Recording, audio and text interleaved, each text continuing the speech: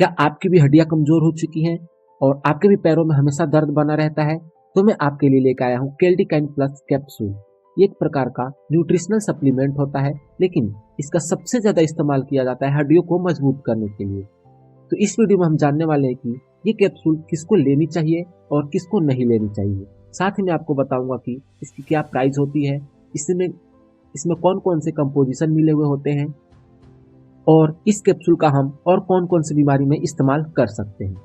देखिए, कभी कभी क्या होता है, न्यूट्रिशनल डेफिशिएंसी के वजह से हमारी हड्डियां कमजोर हो जाती हैं। उसमें कई तरह की बीमारियां भी हो जाती हैं, जैसे कि अर्थराइटिस, गठिया। तो गठिया के प्रॉब्लम में हम इस कैप्सूल का इस्तेमाल करते हैं। या फिर ओस्टियोप्रोसिस। ओस्टियोप्रोसिस में क्या होता है, जो हमारी बोन होता है उसके अंदर पोर हो जाते हैं, यानी छेद हो जाते हैं, तो उसे हम ओस्टियोपोरोसिस कहते हैं। तो इस कंडीशन में भी हम इस कैप्सूल का इस्तेमाल कर सकते हैं। साथ ही इसका इस्तेमाल किया जाता है ओल्ड एज में होने वाले बोन वीकनेस में, यानी जब बुढ़ापा आता है तो उस कंडीशन में हड्डियां कमजोर हो जाती है, तो उस टाइम भी हम इसे सप्लीमेंट के रूप में इस्तेमाल करते हैं। देखिए, इसके अंदर वो सारे मिनरल्स और विटामिन मिल जाते हैं जो कि हमारी हड्डियों के लिए बेनिफिशियल होते हैं।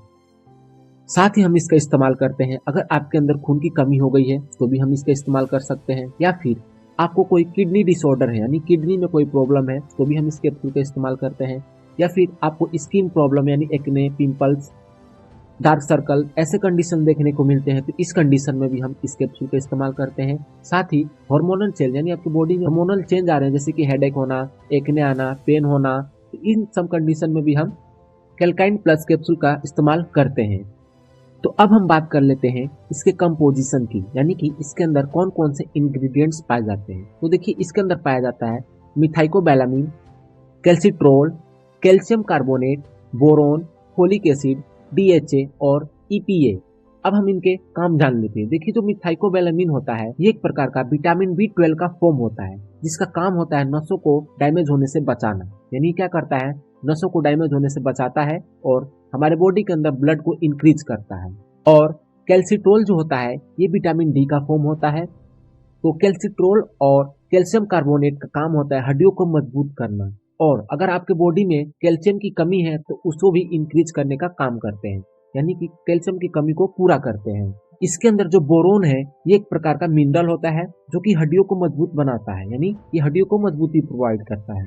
साथ ही ये बच्चों के माइंड को बहुत ही ज्यादा स्ट्रॉन्ग करता है। और जो फोलिक एसिड है ये एक प्रकार का फोलेट होता है, यानी कि विटामिन बी 9 का फॉर्म होता है, जिसका काम होता है हेमोग्लोबिन को इंक्रीज करना, यानी क्या करता है, हेमोग्लोबिन को बढ़ाता है।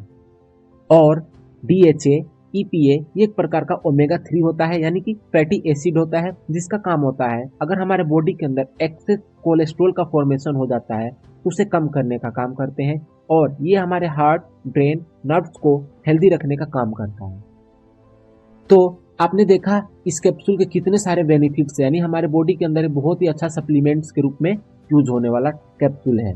लेकिन इस कैप्सूल का इस्तेमाल खुद से नहीं करना चाहिए, क्योंकि इसके बहुत ज़्यादा साइड इफेक्ट भी देखने को मिलता है।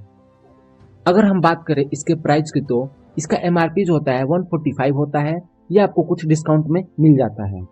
अब हम जान लेते हैं इसका डोज क्या होता है। कि जो डोज और ड्यूरेशन होता है ये आपके डॉक्टर आपकी कंडीशन देख के ही डिसाइड करते हैं, तो ये दवा आपको खुद से इस्तेमाल नहीं करना है। चलिए अब हम जान लेते हैं ये कैप्सूल किसको इस्तेमाल नहीं करना चाहिए। देखिए, अगर आपको इसके किसी भी कंपोजिशन से किसी भी प्रकार की एलर्जी है तो आप इस कैप्सूल का इस्तेमाल नहीं करेंगे।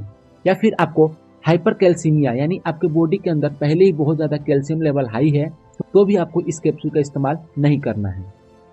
या फिर आपको किसी प्रकार की किडनी प्रॉब्लम्स है तो भी आपको इस कैप्सूल का इस्तेमाल नहीं करना है। या फिर आपकी सर्जरी होने वाली है तो भी आपको इस कैप्सूल का इस्तेमाल नहीं करना चाहिए।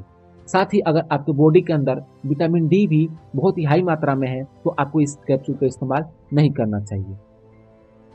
अगर आपको इनमें से कोई भी सिम्टम्स दिखाई देता है तो आपको अपने डॉक्टर से कंसल्ट करना चाहिए, और कंसल्ट करने के बाद ही इस कैप्सूल का इस्तेमाल करना चाहिए। तो मिलते हैं नेक्स्ट वीडियो में। Thank you so much.